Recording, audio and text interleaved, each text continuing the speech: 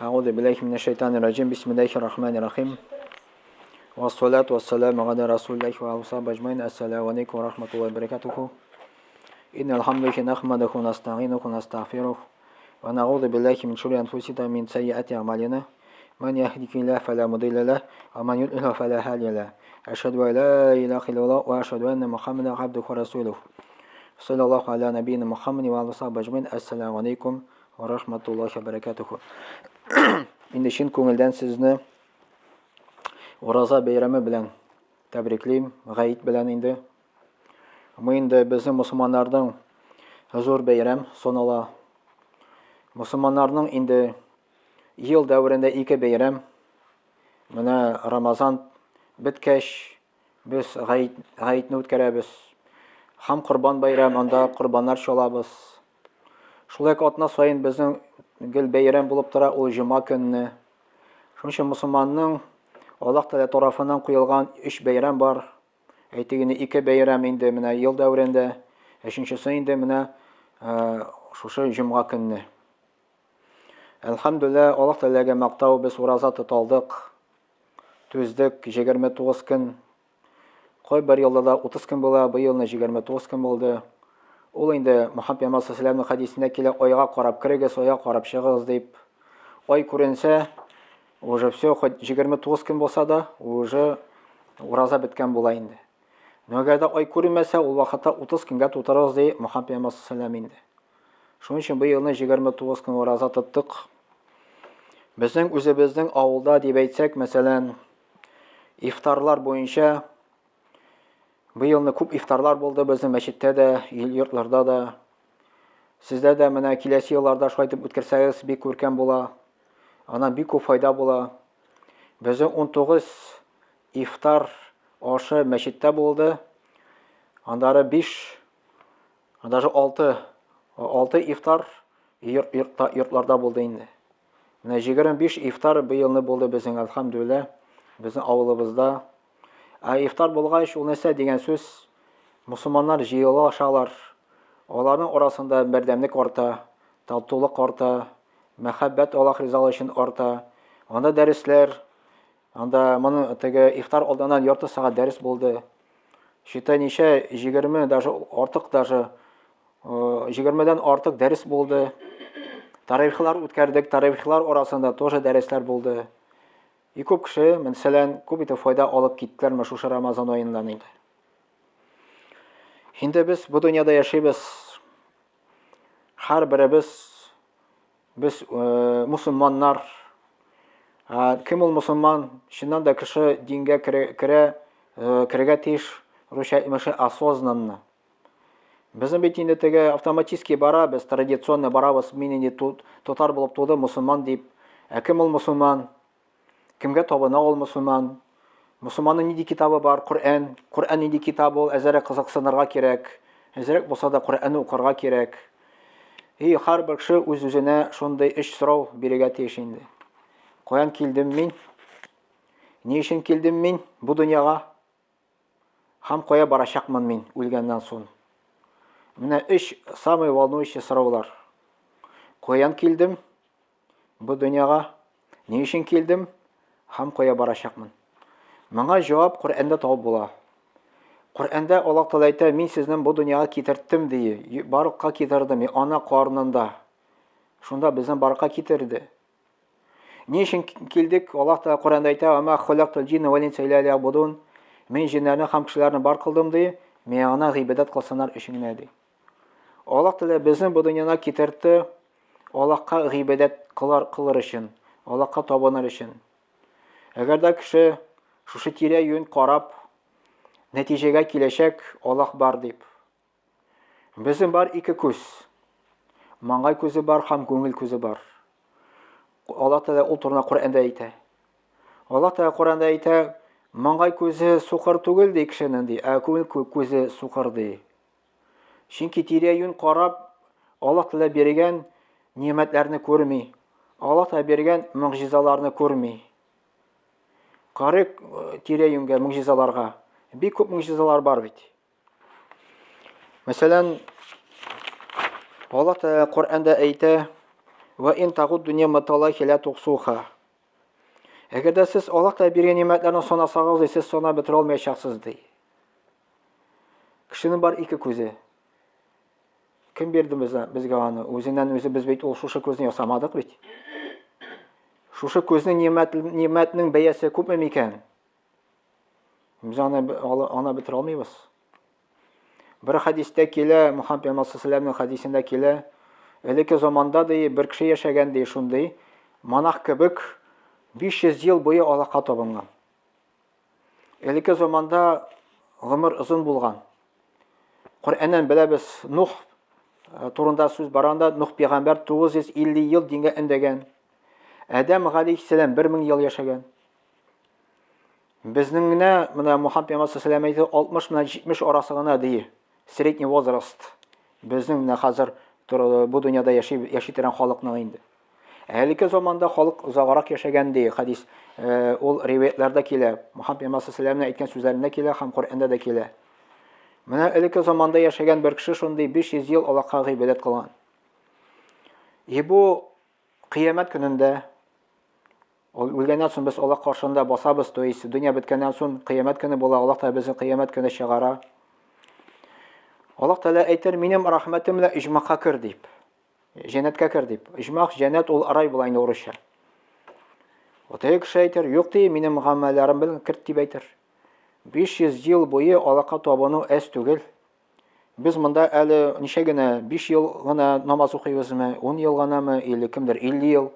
Ито күп итеп саныйбыз. Бу 500 ел буе. Allah Teala aytar, "Минем рахмәтем белән кер" дип иҗмакка. Тегесе әйтер, "Юк ди, синең рәхмәтең белән түгел, минем гамәлләрем белән кер" дип әйтер. То есть ул заработал бит инде. Он думал, что заработал рай. Күпме гамәл кылды бит инде. Аллаһ Тәгалә әйтер, "Яра, алайса ушыга куйгыз аның гамәлләрен. Икенче якка куйгыз үлчәүнең аны бер күзен. Шушы бер күзе 500 ел гыйбадәтен баса." Менә бу означает то, что без 500 ел буе Аллаһка табансак та бер күз өчен түләп бетә алмыйбыз. Аллаһка күпме шушы бер күздә генә нимәт бар. Шунча Аллаһ Тәгалә әйтә, әгәр дә сез Аллаһтан нимәттән санасагыз, сез сана бетерә алмаячаксыз ди. Менә бу ике колак бар безнең. Аның бәясе күпме микән? Коръәндә Аллаһ Тәгалә искә төшерә шушы ишетү аппаратны да, колакны да искә төшерә, күзне дә искә төшерә. Коръәндә аятлар бар шундый. Но беренче урынга куя ул кулакларны, ишетү аппаратны, чем күзне. Булай безнең акыл белән уйласак, кайсысы нимәт зурак микән? Кулак ишетү микән, или күз күрү микән? Без уйлыйбыз, күз күрү ул нимә зурак дип.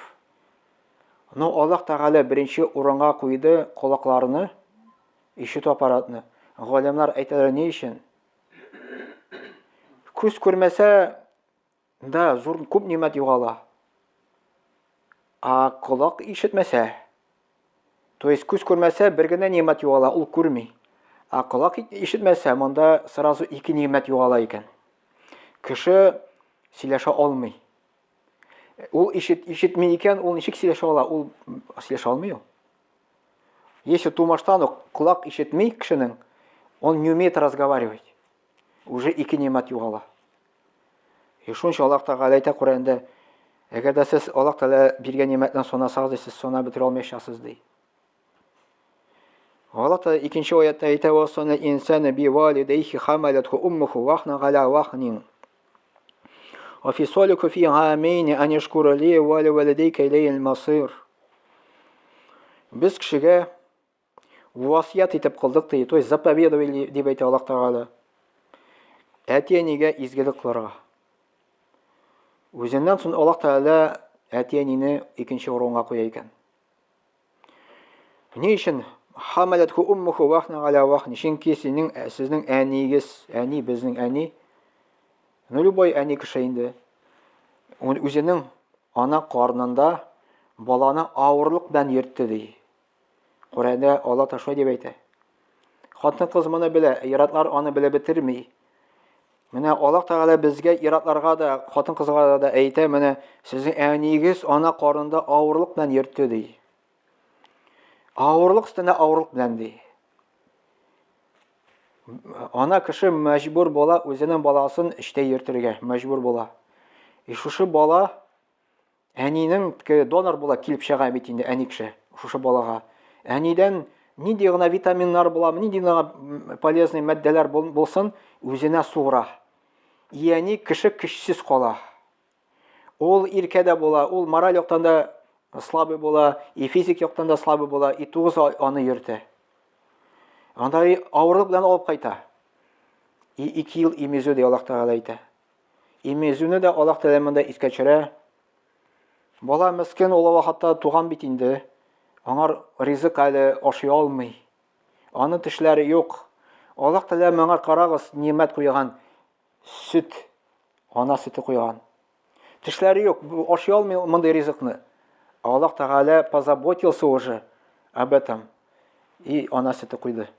И ул ана sütü 2 ел буе ашый. И ана кеше шушы бала өчен 2 ел буе имезеп күпме авырлыклар чигә дип әйтәбез инде. Балага сук тияргә мөмкин. Бала төрле авыртулар да эләгергә мөмкин. Улан белән больницада да ята, койгыра да. Әни кеше бер нәрсә эшли алмый, баладан китә алмый. Аңар бер ни отпуска да юк бит. Менә Аллаһ Тәгалә моны искә төшерә. Ни өчен әтине изиклыгыз өчен ки менә анагыз шусы күпме авырлык кичерде ди. Анда әйтә, "Ани шкурли, шуның өчен миңа рәхмәтле булыгыз" ди Аллаһ Тәгалә әйтә. Һәм әтиенегә дә рәхмәтле булыгыз ди. Менә бу шөкр. Аллаһ Тәгалә әгәр дә әтиенегә рәхимлек салмаган булса шушы балага. Мөхәммәд пәйгамбәр саллаллаһу алейһи әйтә, ана кеше, любой кеше баланы ташлар иде, китәр иде. Ана карагыз, Аллаһ Тәгалә әни кешегә дә, әти кешегә дә үзенең баласына карата мәхәббәт салды, рәхимлек салды. Шушы баланы яратабыз. Баланы бәдрәфкә дә йөртәбез. Бала ул шундый нәрсә теге бишектә тора бит инде ул. Ул акча да эшли алмый, кәсеп тә итә алмый, туалетка да бара алмый, берен эшли алмый. Аллаһ та шунда аңар әзерләгән, аңар бер корал биргән. Нинди корал биргән? Ул анда җилап кына җибәрә. Тирә-юн бөтен нәрсә сразу кешеләр йөри башлый, сикерә башлый янына инде. Ризык кирәк булса, мә, пожалуйста, ул үзенең коралын куллана да, и раз ана кеше үзенең сөтен бирә башлый. Раз штанына кака итте икән, җылый башлый, үзенең коралы, раз аны сразу җиштырып куялар. И Аллаһ Тәгалә позаботился об этом. Аллаһ Тәгалә рәхимлелек салды үзенең әнисенә, шушы баласына карата. Әтисенә рәхимлелек салды, ул аны ярата. Шуның өчен шөкер итегез миңа ди Аллаһ Тәгалә әйтә. Аннары әтиеңә рәхмәтле булыгыз ди. Менә бу аят кайсы китапта менә шулай итеп әтиеңнең дәрәҗәсен күтәрә. Коръәндә Аллаһ Тәгалә әтиеңнен зур дәрәҗәгә куя. Аллаһ Тәгалә Коръәндә әйтә, әти әни ди сезнең улы яшькә җиткәч ди, өлкән яшькә җиткәч, аларга уфта дип әйтмәгез ди. Как бер хәзрәт әйтмешли, студентларга шушы вагызны сөйләдем ди. Студентлар әйтәләр, без бит әтиеңгә әле уф әйтмибез ди. Хәзрәт әйтә, кая сез әле аңар уф әйтәсез ди. Сезнең әтиегез әле яшь, 50 яшь буламы, 60 яшь буламы? Казанга укырга сезне җибәргәндә бәрәңге тутырып җибәрә. Анда итләр тутырып җибәрә. Ул вакытта әтиеңгә ничек син уф дип әйтәсең? Кайчан әти-әни урын өстендә булганда, күзе күрмәгәндә, колагы ишетмәгәндә, акылы булмаганда, 80-не арткач, 90-не арткач, менә шул вакытта Аллаһ Тәгалә әйтә, аларга уфта дип әйтмәгез ди. Уф дип әйтү уже зур гөнаһка санала. И Аллаһ Тәгалә безне предупреждать итә, теге дөньяда аны өчен җавап тотасы була. Әти-әни синең белән риза булсаң гына син җумакка кера аласың. Әти-әни синең белән риза булмаса син җумакка кера алмыйсың дигән. Андары Аллаһ Тәгалә әйтә, "Валлаһу ахраҗакум мин бутуни уммахатикум, ла тәгъламуна шай'a, ва җа'алакум ас-сам'a вал абсара вал аф'ила ла'аллакум ташкурун." Аллаһ Тәгалә сезне ана карыннан дием чыгарды ди. То есть ана карына безне баракка китерде, һәм ана карыннан безне чыгарды. La ta'lamuna şey, siz bir narsa da bilmediniz dey. Ve cealekumus sam'a, sizge işite turan kulaklar berdi dey. Vel absara, göre turan gözler berdi dey. Vel afide, sizde onda yürekler berdi dey. La'alukum tashkurun, belki şükür etəsiz dey. Ham qaragız, şuşa oyatda Allah нәрсә дип әйтә. Sizge күрә торган күзләр, колаклар берде ди, ишетә торган. Allah Teala şuşa iş ağzаны монда безгә күрсәтә. Галимнар әйтәләр, әгәр дә шушы iş ağza булмаса кешедә, кеше гыйлем ала алмый. Күзе күрмәсә гыйлем ала алмый, колагы ишетмәсә гыйлем ала алмый, йөрәге булмаса, акылы булмаса кеше гыйлем ала алмый. Allah Teala şuşa аятта безгә искә төшерә, карагыз ди, мин сезгә нәрсә бирдем ди. Миңа рәхмәтле булыгыз, шөкр итегез ди. Шулай Allah Teala әйтә: "Ва рахматихи джа'алакум ал-лейл ван-нахара литаскуну фихи." Allah Teala'ның рәхмәтенә булып тора ди, сезгә төн баракат китерде ди, көнне ди. Төнне баракат китерде ди, ял итәр өчен ди. Көнне баракат китерде ди, аны фазилатларын эзләсеннәр өчен ди. Ләгалукум ташкурун, бәлки шөкр итәсез ди. Allah Teala монда да искә төшерә, төн белән көннең алышынуы. Менә безгә Allah Teala карак куша, моңа күзе булса да, күңел күз белән карарга. Төн белән көн алышына бит. Әгәр дә һәр вакытта да төн булса, без ничек кәсеп итәр идек? Төн булмаса, без ничек йоклар идек? Без ничек ял итәр идек? Allah Teala төнне дә бар кылды ди, көнне дә бар кылды ди. Төнне бар кылды ди, ял итәр өчен ди, көнне бар кылды ди, кәсеп итәр өчен ди. Allah Teala'ның фазилатларын эзләсеннәр өчен ди. Ләгалукум ташкурун, бәлки миңа шөкр итәсез ди. Менә бу да зур нимәт булып санала. Андары Allah Teala әйтә: "Ва из тәәззәна раббукум ла ин шакартум ла азиданнакум ва ла ин кафартум инна газаби ла шадид." Сезнең Раббыгыз ди, хөкем кылды ди. Әгәр дә сез аңа шөкр итсәгез ди, нимәтләрне үстим ди. Но кафирлек кылсагыз ди, мин газабым каты ди. Ибраһим сүрәсе 2-нче аят. Allah Teala безгә хөкем кылды ди. Нәрсә дип? Шөкр итсәгез, нимәтләрне үстим ди. Ничек соң без Allah Teala шөкр итәргә тиеш? Сорау шундый. Галимнар әйтәләр, шөкр буенча кеше 5 төркемгә бүленә. Беренчесе нимәтне танымый. Ул шөкр итмәүче санала. Икенчесе нимәтне таный, но нимәтне бирүчене танымый. Ул да шөкр итмәүче санала. Өченчесе нимәтне дә таный, нимәтне бирүчене дә таный, но шөкр итми. Ул да шөкр итмәүче санала.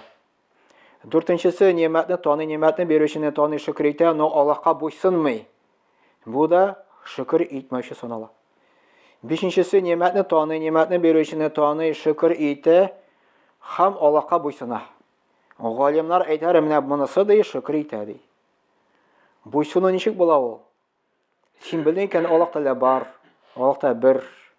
Коръәндә Аллаһ Тәала, Коръәнгә шандың. Коръәндә Аллаһ Тәала әйтә: "Намаз укыгыз ди, ураза тотыгыз Рамазан айда ди. Мөмкинчелек булса хаҗ кылыгыз ди, бай булса закатын түләгез ди." Әгәр дә без чын күңелдән Аллаһ Тәгаләгә шанып намазга бассак, ураза тота башласак, без шөкр иткән булабыз Аллаһка. Аллаһ та нәрсә дип әйтә? Шөкр итсәгез ди, нимәтләрне үстим ди. Галимнар әйтә, нимәтләр баракка килә башлый. Дөньяда ук күңел тынычлыгы баракка килә. Без күрегә ияләнгән, без теге матди яктан нимәт. Күрше машина алды, или күрше яхшы йорт салды. Да ул да зур нимәт. Но аннан да өстенрәк нимәт бар, күңел тынычлыгы. Салдың син зур йорт, яхшы машинада йөрисең, но синең күңел тыныч түгел. Нинди рәхәт күрәсең син шушы машинада, нинди рәхәтлек күрәсең син шушы йорттан. Әгәр дә синең күңел тыныч түгел икән. Күңел тынычлыгы Аллаһның кулында. Коръәндә әйтә, мине искә төшерегез ди. Күңелегез тынычланыр ди. Коръәндә аят бар шундый. Намазга басабыз, без көненә Аллаһ белән 5 тапкыр сөйләшәбез. 5 тапкыр сөйләшкәч, безнең күңелебез тынычланмыймы? Тынычлана. Беренчедән. Икенчедән, без намаз укып, без үлемгә әзерләнәбез. Без бит көн сайын үлемгә якынаябыз. Өлкән яшьтәге кеше көн сайын бәлки үледер, үлем турында менә хәзер узакламый үләсе бит инде. Теге дөньяга барыргач мине нәрсә көтә? Яны күңеле тыныч түгел. Ә намаз укып без багаж ябыз. Аны өчен әҗир була, аны өчен савап була. Намаз укысагыз ди, Аллаһ Тәгалә әйтә, җумака кертәм ди. Укымасагыз ди, вәгъдә кылмыйм ди җумака кертәргә ди. Телим җумака кертәм ди, телим тамакка кертәм ди. Мөхәммәд пәйгамбәр саллаллаһу алейһи ва сәллям әйтте. Шуның өчен безнең намаз укып күңел тынычлана. Бу дөньяда. Кабердә Аллаһ Тәгалә безгә ләззәт әзерләп куя. Кыямәт көндә безне газапламый, безнең җумака кертә теге дөньяда иншаллаһу тәгалә. Шушы шөкер буенча ул бик зур нимәт. Шуның өчен без инде Аллаһ Тәгаләне таныйк. Аллаһ Тәгаләгә буйсыныйк. Намазга басыйк. Намаз укысан, теге дөньяга баргач җумаклы буласың. Намаз укымасан, Аллаһ Тәгалә Коръәндә әйтә, тамукта булачак кеше ди. Шуның өчен безнең бурычларыбыз бар Аллаһ каршында. Намаз уку, ураза тоту. Без уйлыйбыз, бурыч дигәндә нинди бурыч булырга мөмкин? Мәсәлән, кемдер 50 сум сала да ящикка уйлый инде, Аллаһ миңа должен иде дип. Аллаһ сиңа должен түгел. Без Аллаһка должны. Без уже дөньяга килү белән Аллаһ каршында кредитта утырабыз. Шушы күзнең бәясе күпме, колакның бәясе күпме, аякларның бәясе күпме? Безгә моны Аллаһ та бирде.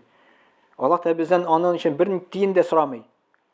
Но без үзебез буйсынып, үзебез күл белән намазга бассак, без шөкр итәбез. Аллаһка рәхмәт әйтәбез. Аллаһка рәхмәт әйткән саен, Аллаһ та безгә тоже рәхмәтле була, тоже безгә нимәтләрне өсти.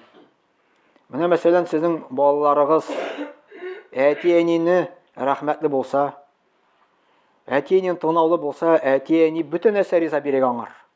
Но тынаулы булмаса, ул вакытта әти-әнинең артык күп нәрсә бирәсе килми баласына. Шуңа Аллаһ Тәгалә дә әгәр дә син Аллаһка буйсының, намазга бассың, ураза тотасың, Аллаһ Тәгалә сиңа бирәчәк. Күңел тынычлыгын бирәчәк, нимәтләрне өсти, бәрәкәтен бирәчәк. Теге дөньяда да җумака кертәчәк иншаллаһ. Субханакалла бихамдик, ашһаду ан ла илаха илля ант, астагфирука ва атубу илейк, ва самиъуд дуа. Бисмиллахир-рахманир-рахим, ва салату ва саламу аля набийина Мухаммадин ва сахбиhi аджмаин. Аллахумма салли аля Мухаммад ва аля Мухаммад. كما صليت على إبراهيم وعلى إبراهيم إنك حميد مجيد اللهم بارك على محمد وعلى آل محمد كما باركت على إبراهيم وعلى إبراهيم إنك حميد مجيد وسميع الدعاء. حاضر دعاء. بسم الله الرحمن الرحيم والصلاة والسلام على رسول الله وعلى صحابه أجمعين. اللهم تقبل منا إنك أنت السميع العليم وتب علينا وإنك التواب الرحيم. Rabbimiz Allah, senin rızalığın için biz namazlar okuduk. Senin rızalığın için biz Ramazan ayı urazat tuttuk. Ya Rabbim Allah, sadakalar da verdik. Bizim günahlarımızı kişir, şuşu izgilerimizi kabul et ya Rabbim Allah. Özün yaratkan büyük cennet firdevslerini bizge nasip et. Bizim tamamı ham kabir azaptan sokla. Ya Rabbim Allah, bizim günahlarımızı kişir. Әти-әниләребезнең günahlarını кичер. Bütün mümin Müslüman günahlarını kişir kıyamet günde. Amin. Ya Rabbil alemin. Rabbi ighfirli ve liwalidayya ve lil mu'minin yawma yaqumul hisab. Rabbana atina fid dunya hasana ve fil ahireti hasana ve qina azabannar. Rabbimiz Allah bizge bu dünyanın nimetlerini bir, bizge tege dünyanın bir, bizim tamam azaplardan saqla ya Rabbim Allah. Şulay ук dünya күләмендә нинди сугышлар бар? Буламы Украинада, буламы Палестина һәм башка җирдә. Я Раббым Алла, сугышларны туктат. Я Раббым Алла, безгә тынычлык, иминлек бир. Кемнеңдер анда балалары шунда, кемнәр унуклары шунда, кемнең туганнары шунда, Я Раббым Алла сугышта. Шушы сугыштан исән имин аларны кайтарт, Я Раббым Алла. Шушы сугышлар бара торган җирдә анда сугышны туктат, Я Раббым Алла. Безгә тынычлык, иминлек бир дәүләтләребезгә. Ва саллаллаху аля набийина Мухаммадин ва аля алейхи ва сахбиhi әҗмәин би рахмәтикә я архамар рахимин. Амин. Аллаһу акбар. Булды. Сезне инде гайб белән тәбриклим. Аллаһ Тәгалә кабул итсен гамәлләребезне.